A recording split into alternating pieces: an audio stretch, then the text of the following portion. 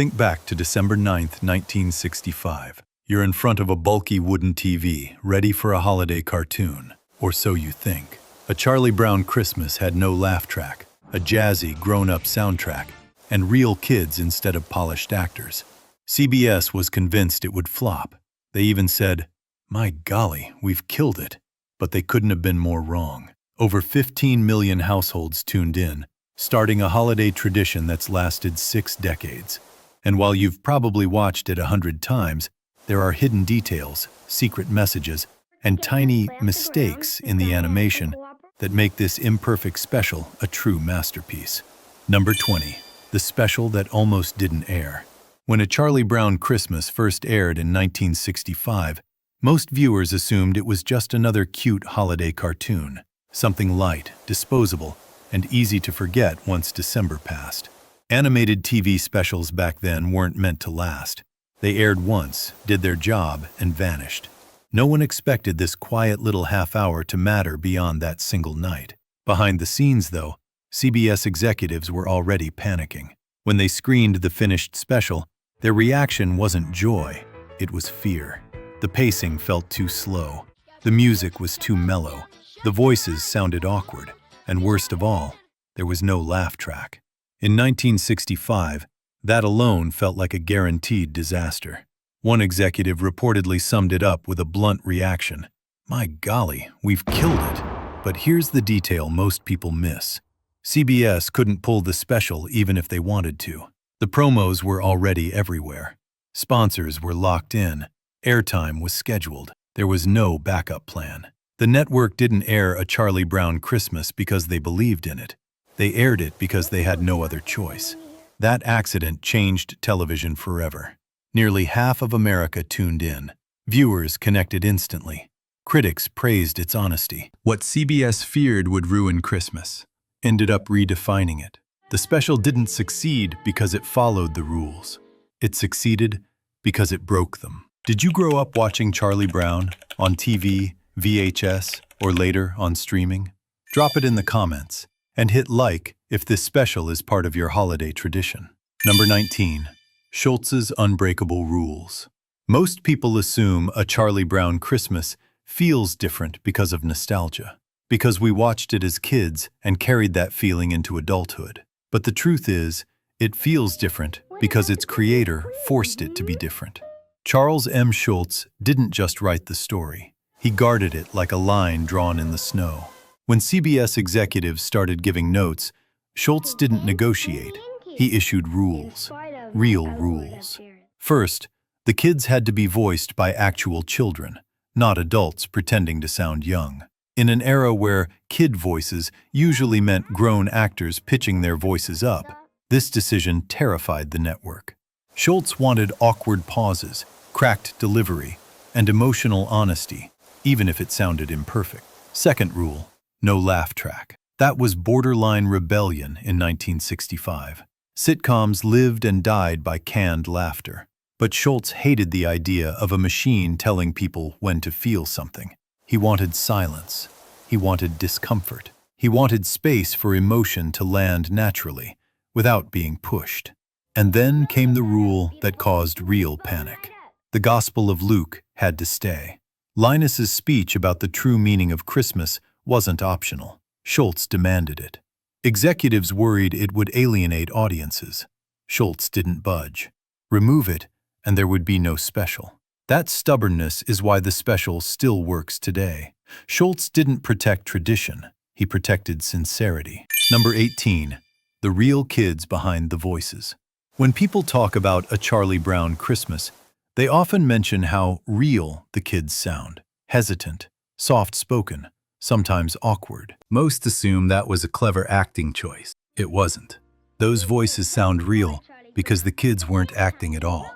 They were just kids. Instead of hiring trained child performers, the producers pulled children from local schools and staff families.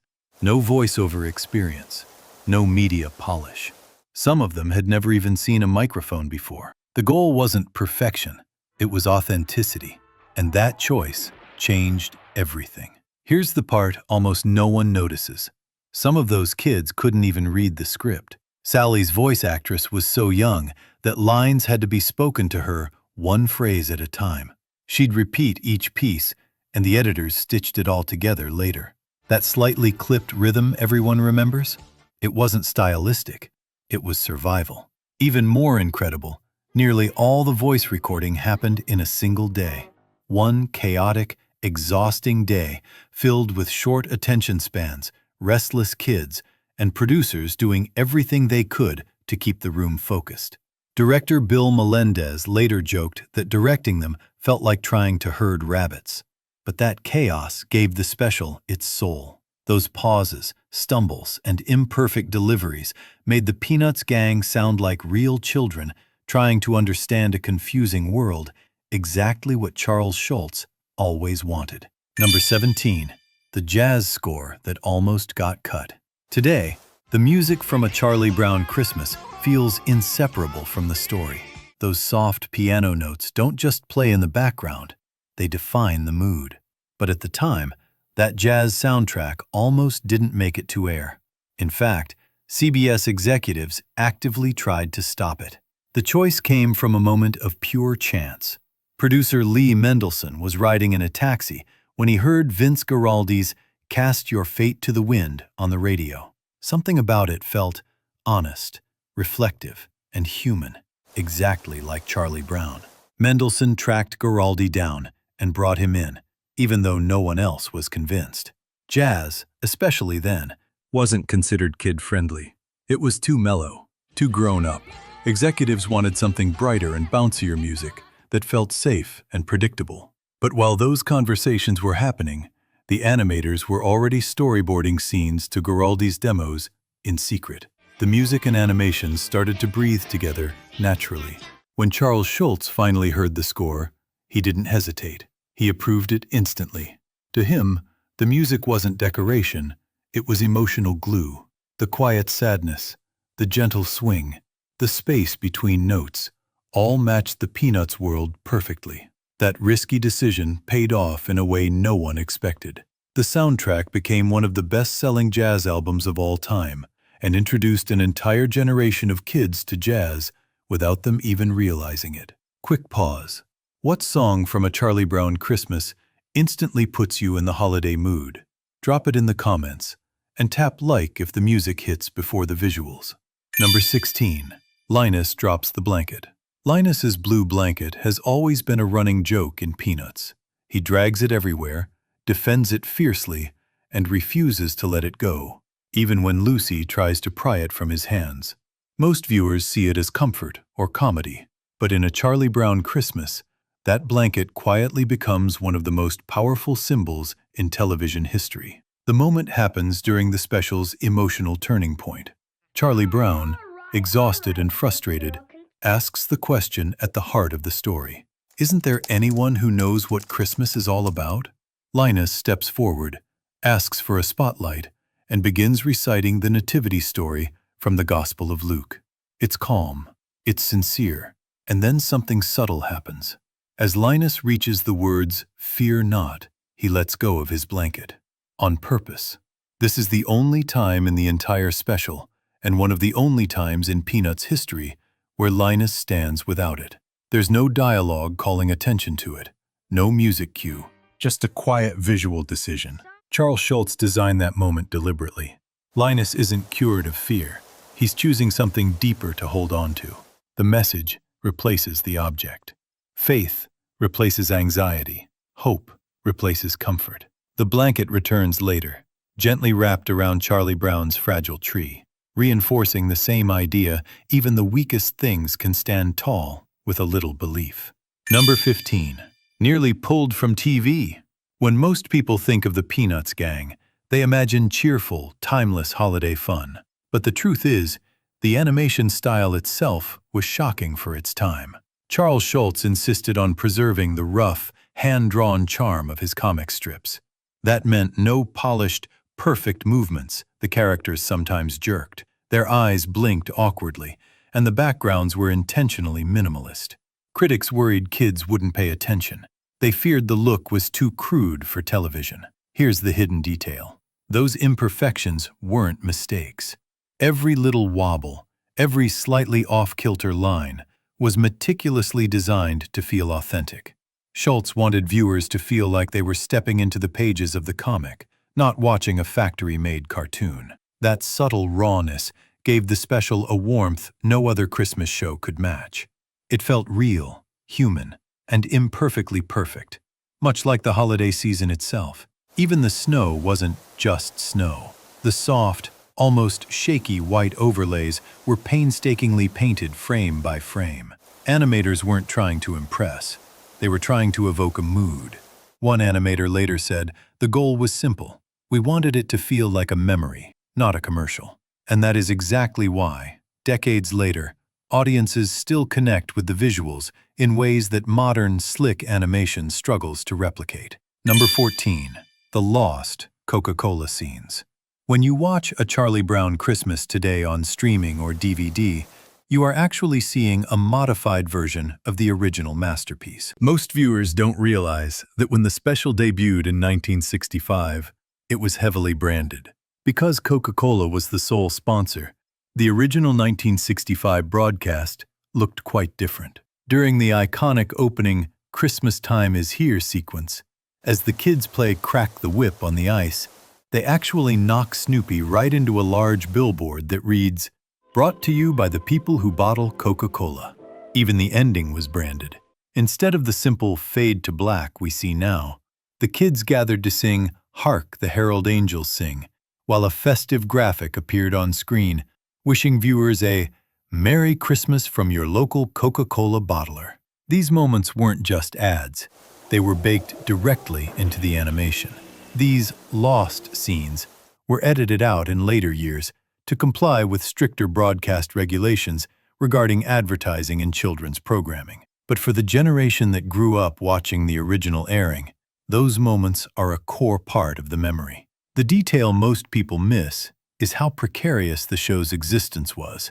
Without that specific corporate backing, Charles Schulz might never have gotten the no laugh track rule past the network. The original credits even featured a festive Coke bottle nestled in the snow, a sight that has since vanished into the archives of television history. It's a fascinating reminder that this anti-commercialist story was, ironically, kept alive by one of the biggest commercial brands in the world. Number 13. The Little Tree with Big Meaning. Most viewers remember Charlie Brown's Little Christmas Tree as just sad and tiny, but the truth is, that scraggly tree carries a deeper, almost rebellious message. CBS executives initially hated it. They wanted a lush, sparkling tree, something bright and cheerful for kids. But Charles Schulz insisted on keeping it bare, awkward, and imperfect. He argued that the tree wasn't about perfection, it was about heart. The detail most people miss. That tiny tree became a symbol of authenticity. Every crooked branch, every missing ornament reflects Charlie Brown's struggle to find meaning in the holiday chaos. It's not just a prop, it's storytelling in miniature form. Even Linus's famous speech about the true meaning of Christmas wouldn't hit as hard if the tree were polished and perfect. Its flaws make the message human. Behind the scenes, animators went to painstaking lengths to make the tree feel alive. The needles were painted individually, some slightly off-kilter, some drooping. Every frame subtly reinforced the idea that beauty isn't in perfection, it's in love and care, however small. And viewers may not realize it, but that tiny tree became an icon, inspiring generations to embrace imperfection in their own lives.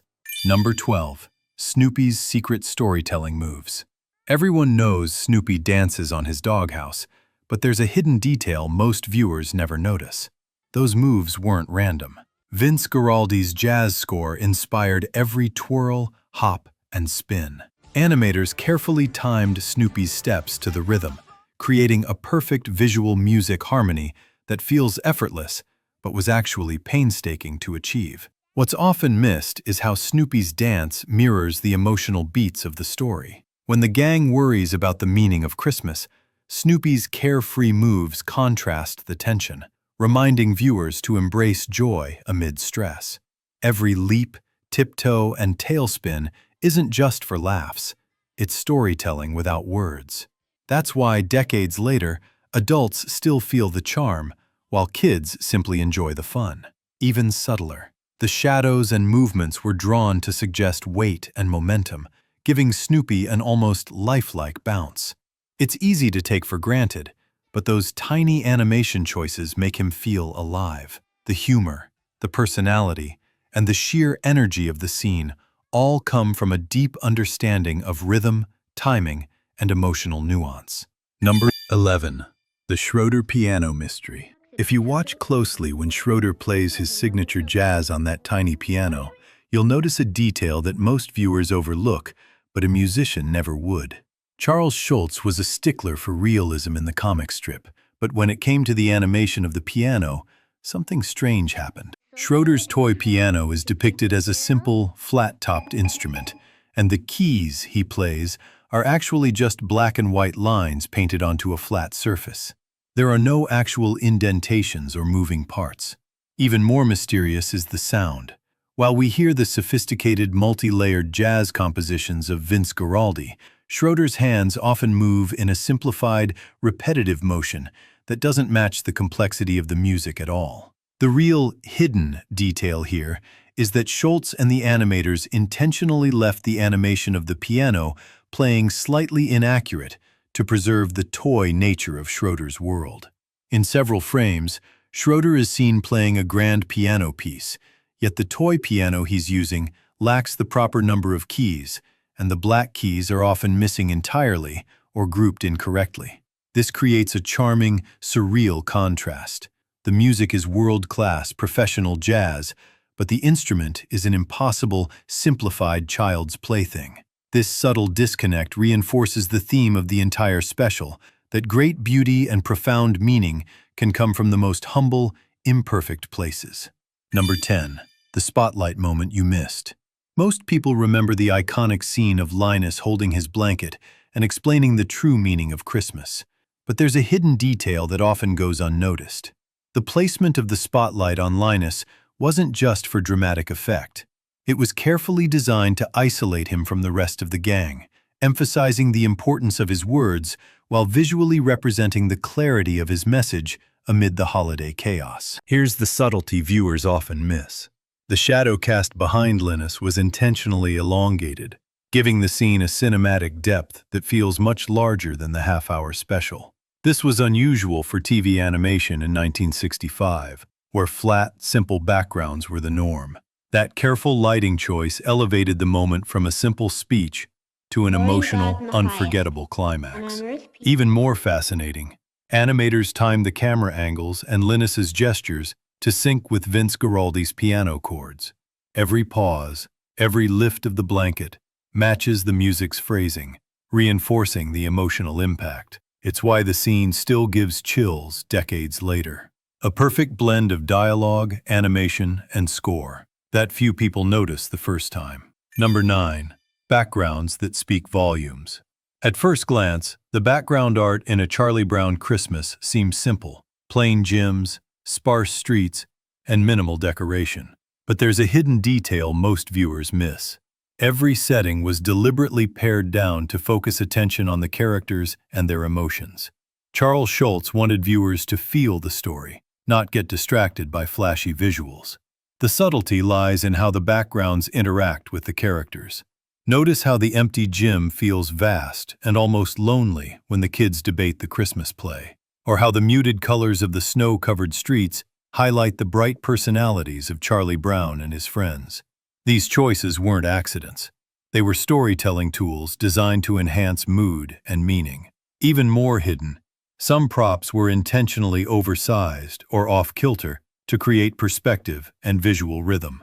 The tiny tree looks even smaller against the gym's expanse, emphasizing Charlie Brown's feelings of doubt and inadequacy. That attention to scale and placement gives the animation depth far beyond what casual viewers might notice. Number 8. The mystery of the dancing twins.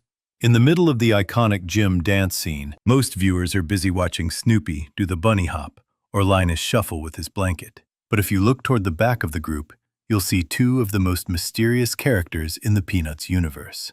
Often referred to by fans as the dancing twins, these two girls are wearing nearly identical outfits, one in a vibrant orange dress and the other in a soft purple. While most of the other kids have names and backstories, these two girls remain largely silent, serving as a visual Easter egg for eagle-eyed fans who have watched the special for decades. The detail you likely missed is where these characters came from. In the original comic strips, Charles Schulz introduced a set of sisters named 3 and 4. They were the daughters of a man who was so obsessed with numbers and tracking people that he gave his children digits instead of names. Their older brother was named 5. While they eventually faded away from the newspaper strips, the 1965 Christmas special immortalized them in that loop of festive dancing. Their presence is a nod to the deep lore of the Peanuts world that only the most dedicated fans would recognize. Seeing them on screen is like a secret handshake from Schulz to his readers, reminding us that every child in that gym, even the ones without lines, contributes to the colorful, quirky spirit of the community. Number 7. The play that almost fell apart. Everyone remembers the infamous scene where Charlie Brown tries to direct the Christmas play, but there's a hidden detail that most viewers never notice. The pacing of the dialogue and reactions was intentionally uneven. Charles Schulz insisted on keeping the children's lines authentic, complete with pauses, stumbles, and awkward timing. That made the conversations feel real, almost like overhearing kids trying to organize something bigger than themselves. The subtle brilliance lies in how that uneven pacing enhances the humor and emotional tension. When Lucy interrupts, or Schroeder complains about rehearsals, the pauses and hesitations aren't just filler. They create rhythm, timing, and comedic tension that keeps viewers engaged. Every hesitation mirrors the chaos of a real-life group project, making the Peanuts gang instantly relatable. Another hidden layer: the animators' slightly exaggerated gestures during these moments. Charlie Brown's nervous hand movements, Linus's calming gestures, and Snoopy's little reactions on the sidelines. These tiny visual cues work in perfect sync with the dialogue, adding depth and personality without being overt. It's why the scene feels alive, almost unscripted, and why audiences of all ages still smile at the subtle realism. Even the background reactions play a role. Minimalistic as they seem, every extra glance, sigh, or subtle movement in the gym underscores the growing frustration and anticipation, giving the scene a rhythm and emotional beat that's often overlooked. Quick CTA. Which moment in Charlie Brown's chaotic playmaking made you laugh or cringe the most? Comment below. Let's relive the charming mess together. Number 6. The out-of-tune finale. Everyone remembers the gang decorating for Christmas, but there's a hidden detail most viewers never notice: the subtle symbolism behind the colors used throughout the special. Charles Schulz and the animators didn't just pick colors to look festive. Every shade was carefully chosen to reflect mood and emotion. The muted greens of Charlie Brown's little tree, the soft browns of the gym, even the pale whites of the snow weren't just backgrounds. They were storytelling tools. Here's what often gets missed: the sparse, understated color palette contrasts with the bright personalities of the characters, highlighting their emotions and making every moment more impactful. When Charlie Brown feels hopeless about the tree, the subdued environment emphasizes his loneliness. When Snoopy dances, or Linus delivers his speech, the minimalistic colors make their actions pop, drawing attention to the heart of the story without overwhelming the viewer. Even the decorations themselves carry subtle meaning. Ornaments are intentionally mismatched.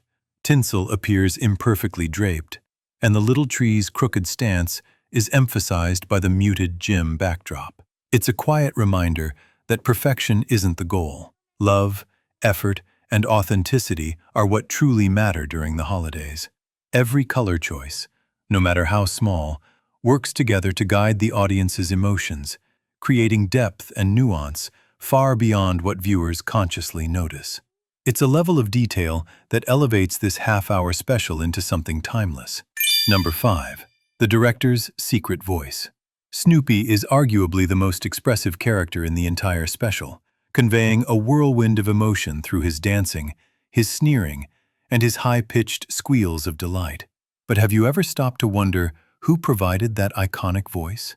In 1965, the producers faced a dilemma. Charles Schulz was adamant that Snoopy should not speak human words, as it would ruin the magic of the strip. However, the character still needed to make noise. The solution didn't come from a professional voice actor, but from the director of the special himself, Bill Melendez. The hidden detail lies in the recording process. Melendez sat in the booth and performed various barks, woofs, and laughter, but the sounds didn't feel cartoonish enough in their raw form. To achieve Snoopy's signature sound, Melendez took the tape of his own voice and sped it up significantly. This technique, changing the pitch by increasing the playback speed, gave Snoopy that unique, high-energy voice that sounds both animalistic and human at the same time. Melendez ended up enjoying the role so much that he continued to voice Snoopy for decades to come. Every time you hear Snoopy's mischievous giggle or his frustrated groan after Charlie Brown's mistakes, you're actually hearing the director of the show literally putting his own voice into his work. Number 4. Linus, the calm heart of Peanuts. Most viewers see Linus as just the calm, wise voice of reason, but there's a hidden detail in how his character was designed and animated that often goes unnoticed. His movements are intentionally restrained small gestures, soft hand motions, and minimal blinking to reflect his thoughtful, steady personality. In contrast to the more exaggerated actions of Peppermint Patty or Snoopy, Linus's subtlety makes him feel grounded, almost like the emotional anchor of the Peanuts gang. Here's what's easy to miss.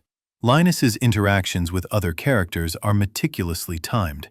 When he delivers advice or reacts to Charlie Brown's frustrations, there's a slight pause before or after his lines. That tiny pause mirrors real conversations and gives his words weight, making his famous Christmas speech feel even more poignant. Every gesture and glance was carefully considered to communicate sincerity and warmth without needing over-the-top animation. Even the placement of Linus within each scene adds depth. He's often positioned slightly apart from the chaos, drawing attention naturally to his calm presence. In the gym, at the tree, or on the street, Linus visually guides the audience's focus, reinforcing his role as both narrator and moral compass. These subtle animation choices turn Linus into more than just a character. He becomes a symbol of quiet wisdom amid holiday chaos, a voice we remember decades later. Number 3. Expressions that say everything. At first glance, the Peanuts gang may seem like typical kids, but there's a hidden detail in how Charles Schulz designed their expressions that most viewers miss. The subtle differences in their eyes, eyebrows, and mouths convey complex emotions with just a few strokes. A slight tilt of Charlie Brown's eyebrows can express worry, disappointment, or determination. Linus's gentle gaze communicates calm and thoughtfulness. These tiny, almost imperceptible shifts give the characters a depth that makes them feel alive, even in static frames. Here's the nuance viewers often overlook. Schulz deliberately avoided over-expressing emotions. Too much exaggeration would have ruined the understated charm. The small, deliberate choices, a twitch of the lip, a furrowed brow, a tiny glance sideways, create a natural, human rhythm that draws viewers in emotionally without feeling forced. That's why moments like Charlie Brown's frustration with the Christmas play or Snoopy's joyful dancing feel so relatable decades later. Even more subtle, these expressions are timed perfectly with dialogue and music, creating layers of meaning. A pause, a blink, or a small sigh can speak louder than words. It's animation storytelling at its finest. Minimal yet powerful, simple yet emotionally rich. Number 2. How Charlie Brown Killed the Aluminum Tree. In the 1960s, the futuristic look was all the rage, and that extended right into the American living room during the holidays. Before this special aired, the hottest trend in Christmas decor was the aluminum tree. These shiny metallic trees, often dyed in vibrant pinks, silvers, and blues, were marketed as the ultimate modern convenience. They didn't shed needles, they didn't require water, and they looked like something out of a space-age dream. But when Charlie Brown walked past those glittering, cold, modern trees in the lot and chose the only real, struggling wooden branch he could find, he changed American culture forever. The detail most people miss is just how much of a villain the special made these fake trees out to be. By labeling the aluminum tree as a symbol of commercialism and a lack of spirit, Charles Schulz inadvertently dealt a death blow to the industry. Almost immediately after the 1965 broadcast, sales for aluminum trees plummeted. People who had once been proud of their metallic centerpieces suddenly felt they were missing the true meaning of the season. Within just a few years, the aluminum tree went from the height of fashion to a tacky relic of the past. To this day, the Charlie Brown tree remains the gold standard for holiday heart, proving that a little bit of sincerity is more powerful than any high-tech trend. Number 1. The ending you didn't notice. When most people think back to a Charlie Brown Christmas, they remember the big emotional punch, Linus's heartfelt speech, or Charlie Brown's tiny tree. But there's a hidden detail in the finale that often goes completely unnoticed.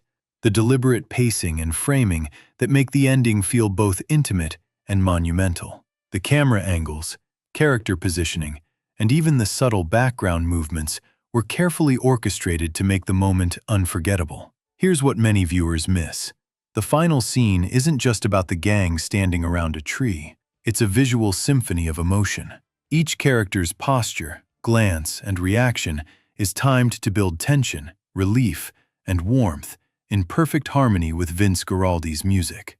The scraggly little tree, once a symbol of Charlie Brown's frustration, now stands as a beacon of authenticity and joy, framed so the audience can't help but feel its emotional weight.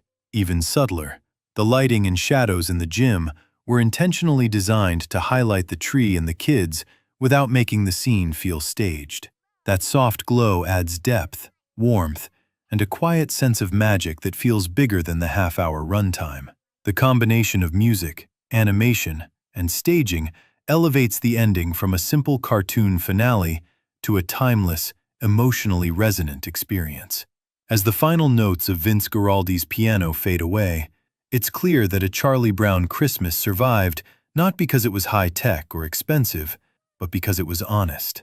In a world of flashing lights and commercial noise, Charles Schulz gave us permission to be a little bit sad, a little bit quiet, and a lot more thoughtful. He proved that an imperfect, scraggly tree is worth more than a dozen aluminum ones, as long as it's loved. Whether you first watched this on a flickering black and white set in 1965, or shared it with your grandkids on a tablet last year, that feeling of good grief remains universal.